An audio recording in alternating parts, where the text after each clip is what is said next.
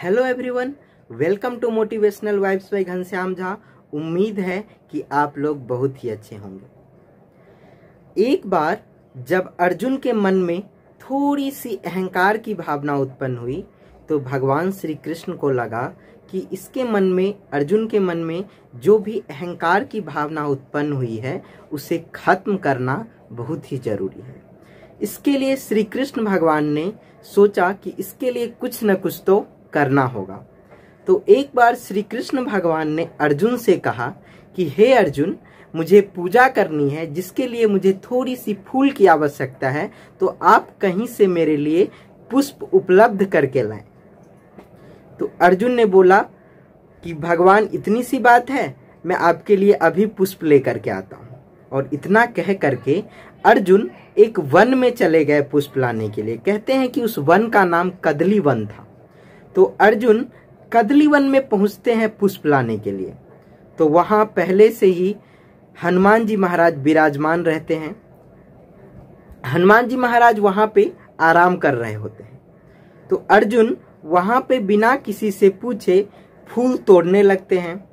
तो अर्जुन को पुष्प तोड़ते हुए देख करके हनुमान जी महाराज बोलते हैं, कौन है, क्या करता है?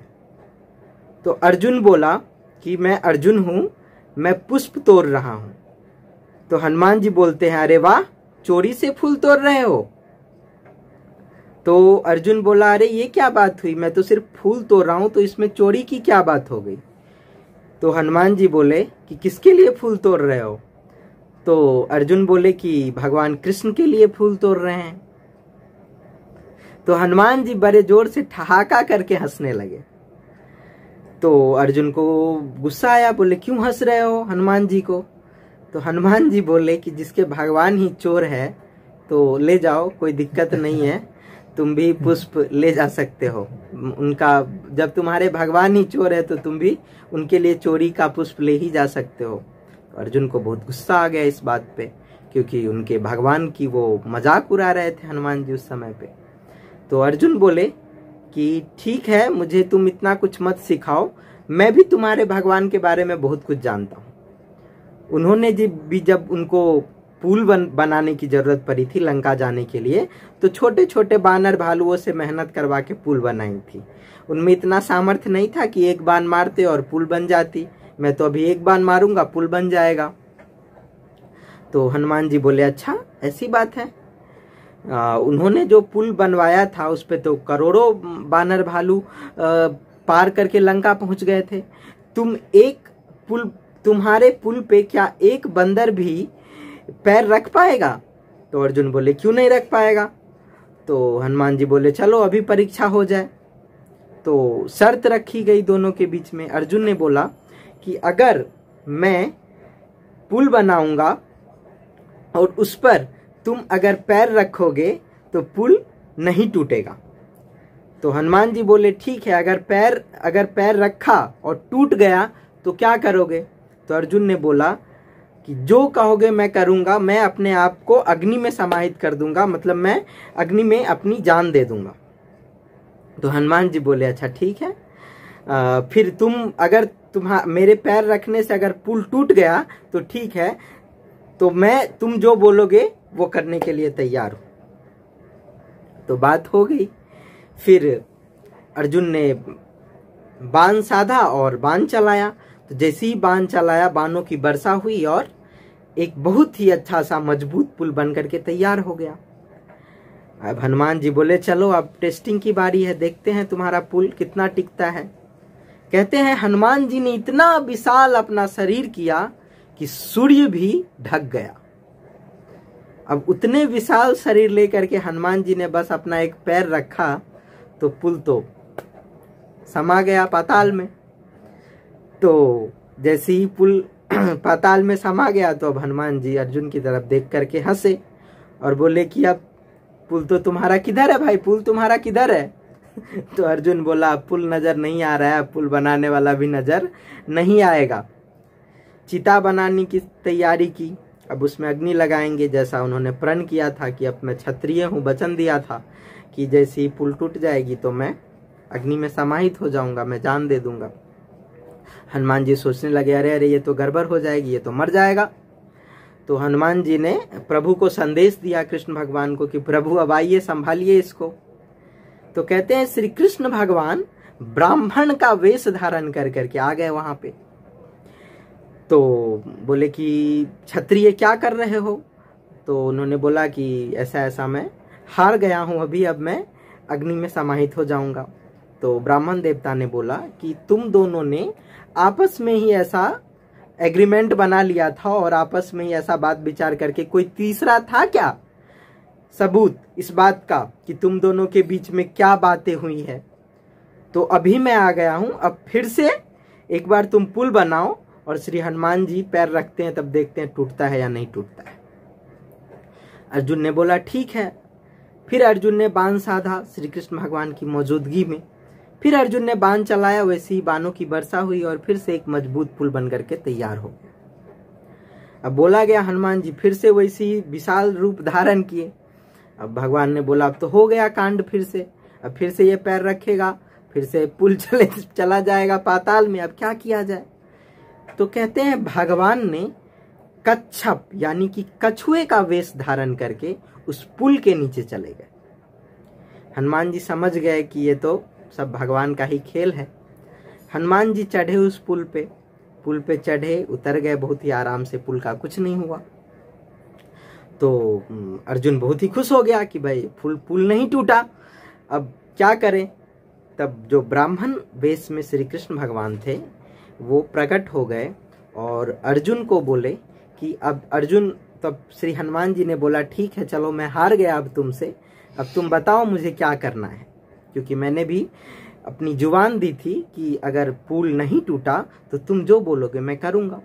तो श्री कृष्ण भगवान ने अर्जुन कुछ बोलने वाला था, लेकिन श्री कृष्ण भगवान ने अर्जुन को बोला कि अभी समय नहीं है, जब समय आएगा तब इस वचन का तुम उपयोग कर लेना।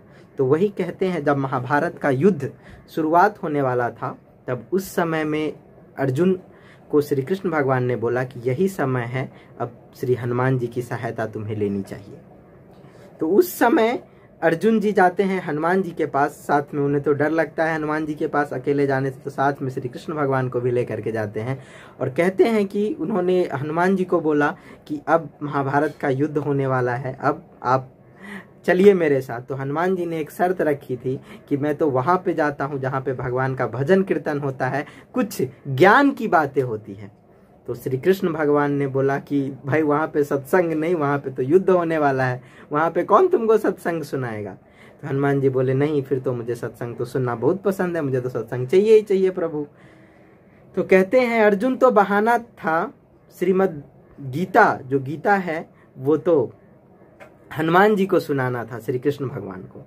तो हनुमान जी आए और ध्वजा के रूप में कहते हैं कि अर्जुन के रथ पे हनुमान जी सवार हो गए थे। तो इसीलिए अर्जुन के रथ का नाम भी कपिध्वज पड़ा था।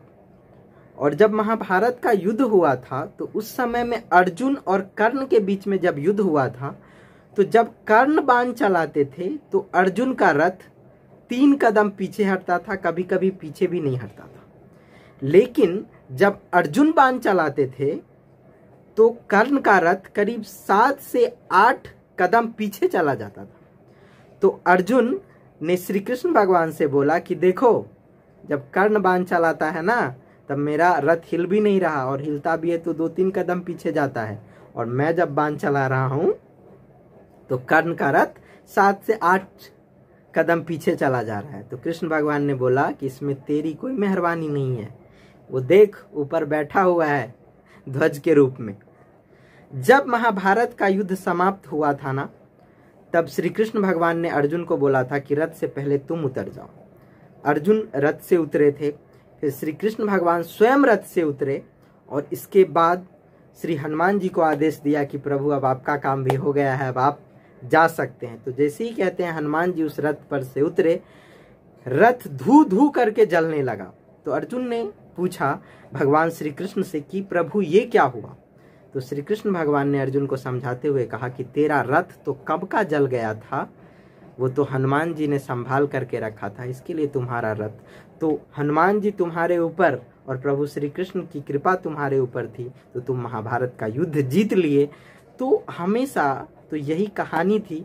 तो सीखने की बात इससे ये है कि कुछ भी हो जाए जिंदगी में, आप कितने भी बड़े योद्धा बन जाए, यहाँ तक कि अर्जुन इतने बड़े योद्धा थे, उनके ऊपर भी श्री हनुमान जी की और श्री कृष्ण जी की अगर कृपा नहीं होती तो वो भी उतने बड़े योद्धा नहीं कहलाते।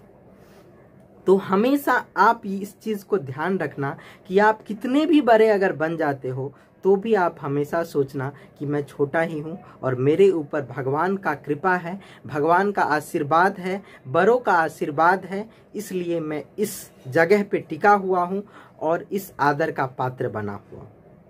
Thank you so much guys.